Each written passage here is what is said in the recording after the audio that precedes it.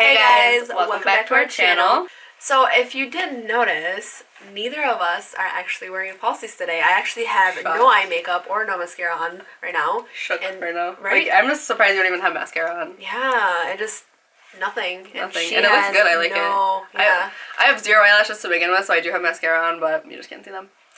No, but it looks so good, and she has no lip stuff on. I know. I just have lip balm on. So today we just wanted to sit down and talk about our favorite foundations. We're just going to tell you guys like pros and cons and why we like them. So if you're interested and want to know a little bit about our favorite foundations, just keep on watching. So before we tell you guys a little bit about our favorite foundations, we want to tell you guys about our skin types just because I think that's important when it comes to picking a foundation. With me, my skin is so weird, it changes constantly. I think the best way to summarize it is that I do have combination skin. It's oily in my T-zone and then dry elsewhere. I have pretty normal skin, probably like normal dry because I really don't get oily.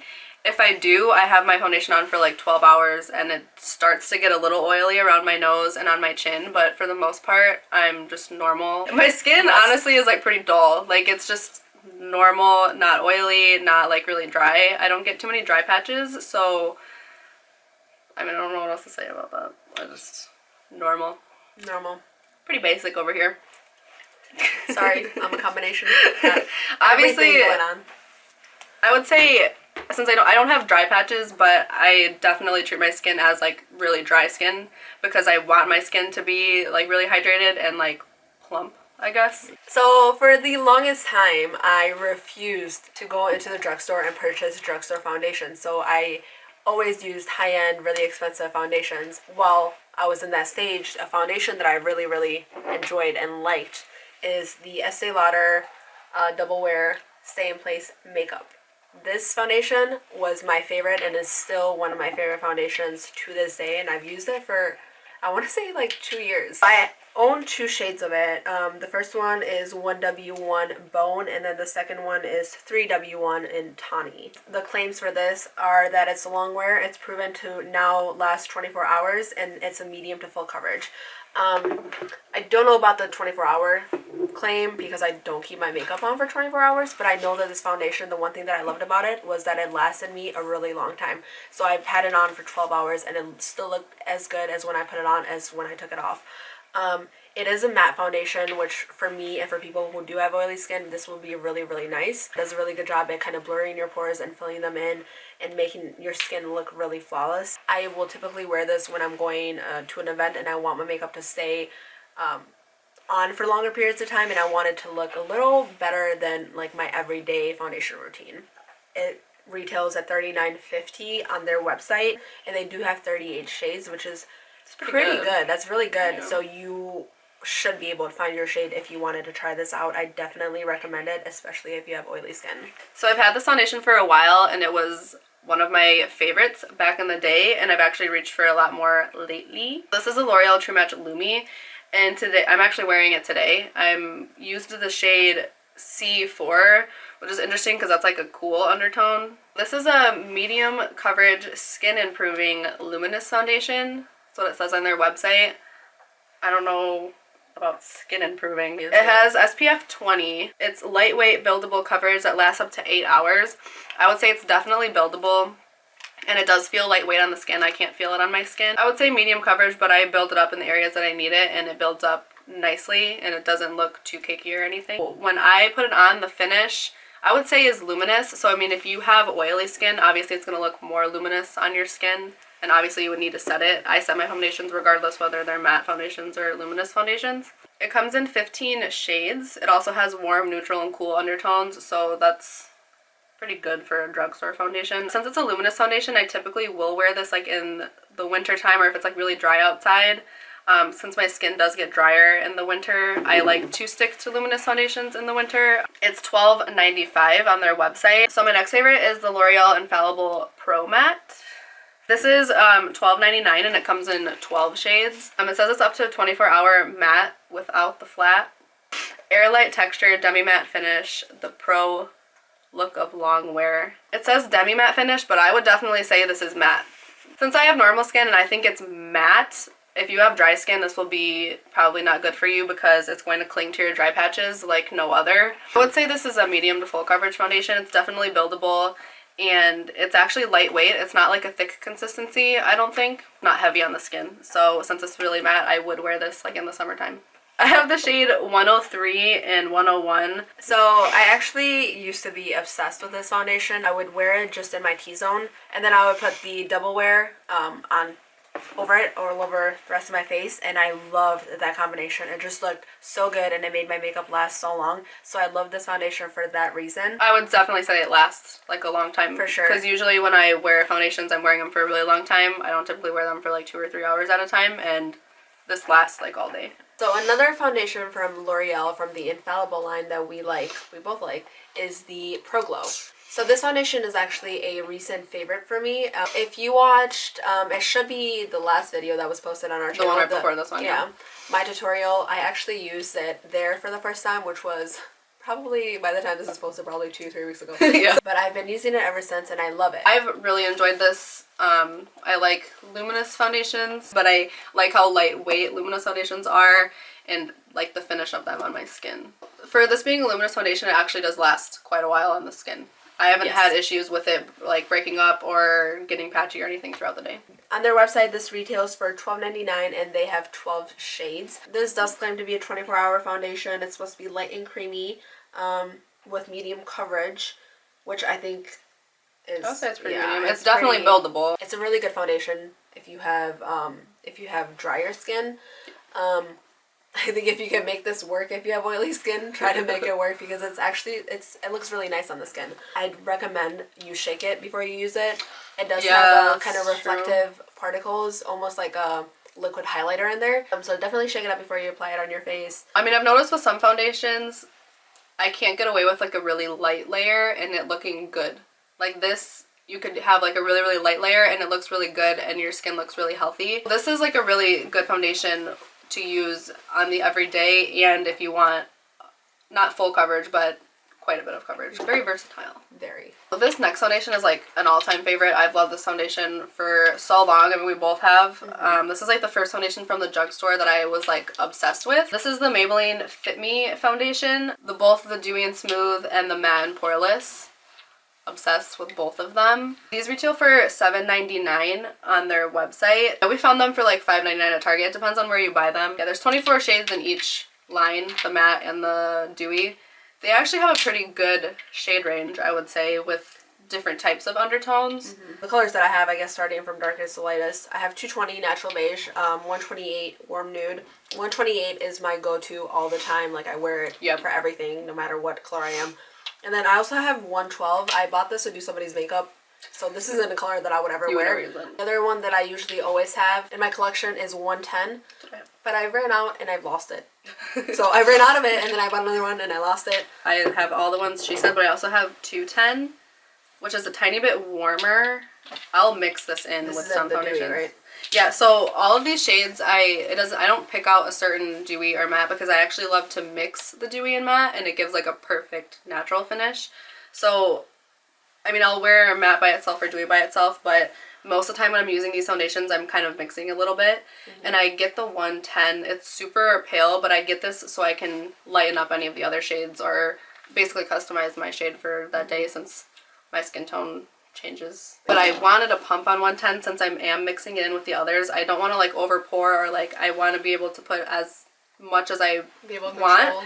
Yeah, I want to be able to control it. So I just took a pump from another foundation and put it on this, which is so nice. The matte one claims to obviously mattify and refine pores and leave a natural seamless finish. Yeah, I would say the matte one's not like drying matte. It's not like a flat matte. It doesn't emphasize pores. It looks really nice on the skin. It's definitely like a medium coverage, totally buildable.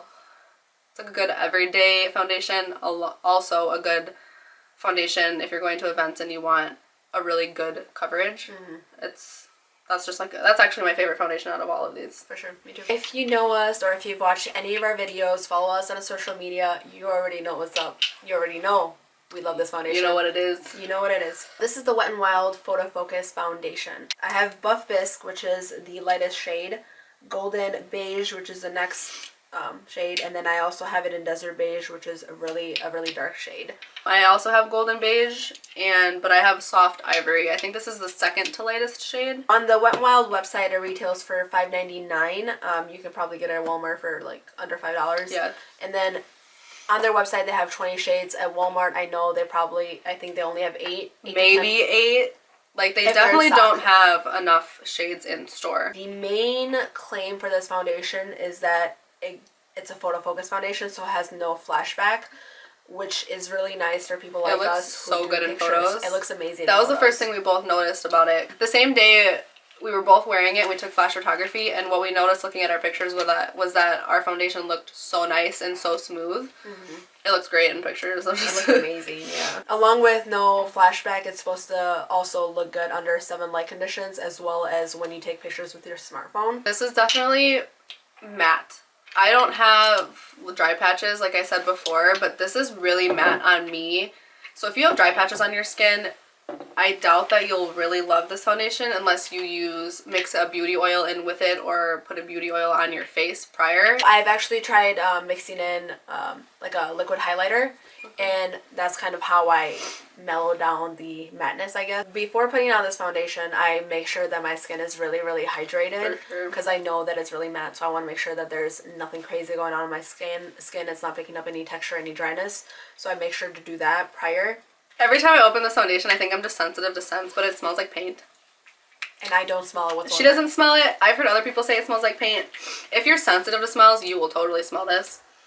For her, I think you only notice it if you if I go like really put your nose in it.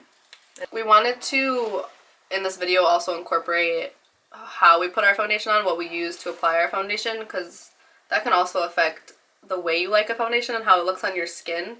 I've kind of just found certain applicators that I just really love, that I find that work well with any type of foundation. They're very versatile with formulas and everything. The first brush that I've really been liking for a little while is actually really cool because it's inexpensive. You can find it at the drugstore.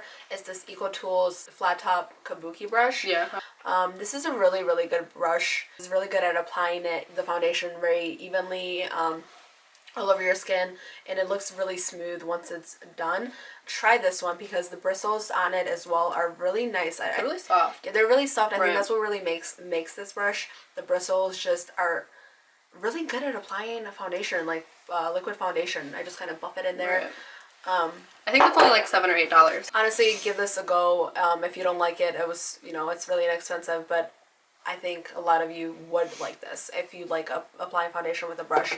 The other brush that I like that I don't have with me, but I'll insert a picture of it, is the Tarte round, like, big fluffy brush.